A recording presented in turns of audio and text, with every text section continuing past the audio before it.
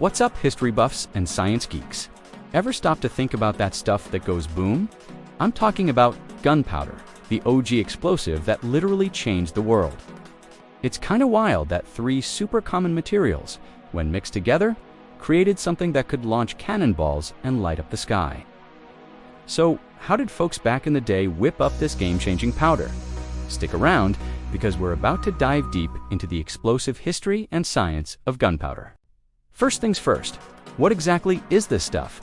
Gunpowder, or as it's often called black powder, is a simple but powerful mixture.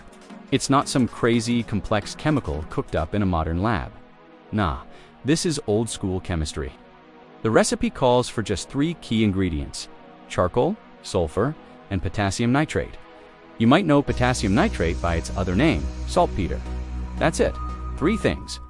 Think of it as the ultimate DIY project from the Middle Ages. You've got your fuel, your igniter, and your oxidizer. It's like a three-piece band where each member is essential to make the music happen. Let's break down the role of each ingredient, starting with charcoal. Charcoal is the fuel for the fire. It's basically wood that has been burned in a luxagen environment until all the water and other gunk is gone, leaving behind almost pure carbon. This carbon is what provides the bulk of the energy when the gunpowder ignites. To make it work in the mix, you can't just throw in a charcoal briquette from your BBQ. It has to be ground down into a super fine powder. The finer the powder, the more surface area it has, which means it can react way faster. Imagine trying to light a big log versus a pile of sawdust. The sawdust goes up in a flash. Same principle here. Next up, we have sulfur. If charcoal is the fuel, think of sulfur as the hype man. It has a pretty low ignition temperature, which means it helps the whole mixture catch fire a lot more easily. It basically lowers the flash point of the party. Without sulfur, you'd need a much higher temperature to get the reaction started. Sulfur also acts as a secondary fuel and helps stabilize the mixture, making the burn more consistent and reliable. When you see those bright yellow sulfur crystals, it's hard to imagine they play such a crucial role in such a powerful reaction. It's the unsung hero of the gunpowder trio. And now for the real MVP, the star of the show, potassium nitrate or saltpeter. This is the oxidizer. In any fire, you need three things: fuel, heat, and oxygen. In a closed space, like the barrel of a gun or a firework casing, there isn't enough oxygen from the air to sustain a rapid burn. That's where saltpeter comes in clutch. It's packed with oxygen atoms, and when it gets heated, it releases that oxygen like a boss. This sudden flood of oxygen feeds the burning charcoal and sulfur, causing a super fast, almost instantaneous reaction. Without the oxidizer, the mixture would just smolder and fizzle out. With it, you get an explosion. It's the secret sauce that turns a little fire into a massive burst of energy. Now, you can't just eyeball these ingredients and hope for the best. The ratio is critical. The classic, time-tested recipe for black powder is about 75% saltpeter, 15% charcoal, and 10% sulfur by weight.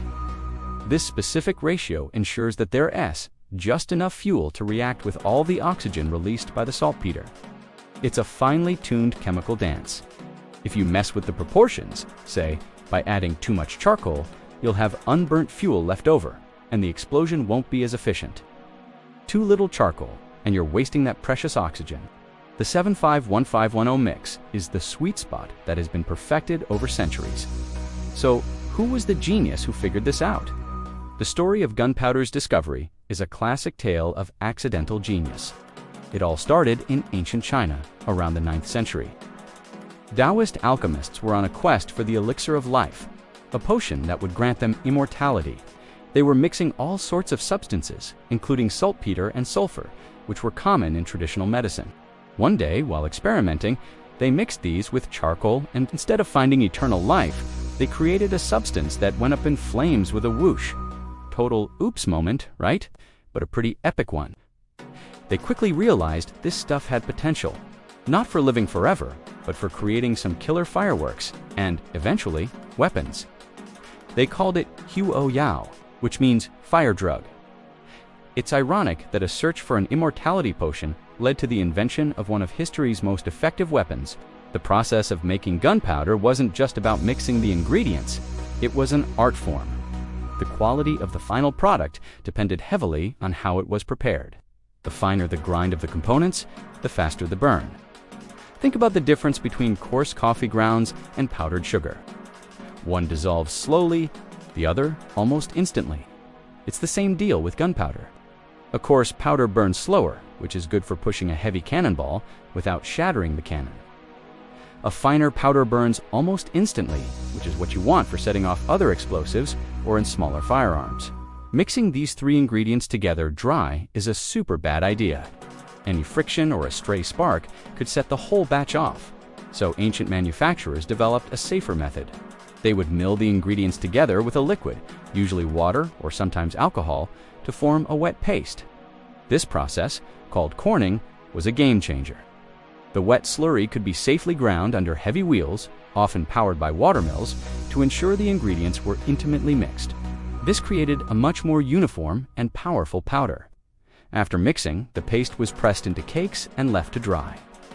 Once solid, these cakes were broken up and sieved into grains of different sizes, depending on their intended use.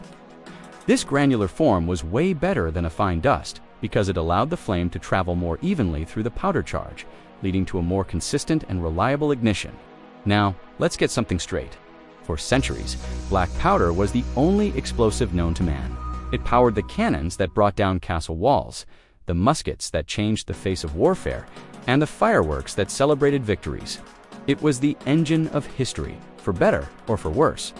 But its reign didn't last forever. In the late 19th century, a new kid came on the block: smokeless powder. Smokeless powders are based on chemicals like nitrocellulose and nitroglycerin, and they are way more powerful and efficient than traditional black powder. As the name suggests, they produce a lot less smoke, which was a huge tactical advantage on the battlefield. Can you imagine trying to see what you're shooting at through a giant cloud of white smoke? It was a mess. So, is black powder totally obsolete now? Not at all. While modern firearms have all switched to smokeless powder, black powder is still alive and kicking. It's the go-to for historical reenactors who want that authentic smoke and boom of a musket. It's essential for antique firearm enthusiasts and muzzle-loading hunters. And, of course, where would we be without it? In fireworks. The beautiful colors and dazzling effects we see in a fireworks display are all thanks to formulas derived from that ancient Chinese discovery. Black powder is also still used in quarrying and mining for certain types of blasting where a slower pushing force is needed. It's even used as the ignition charge in some large artillery shells. So there you have it. The story of how three simple substances, charcoal, sulfur, and saltpeter, came together to create a powder that would echo through history. From an accidental discovery by alchemists seeking eternal life to the powerhouse behind empires and celebrations, gunpowder is a testament to human ingenuity.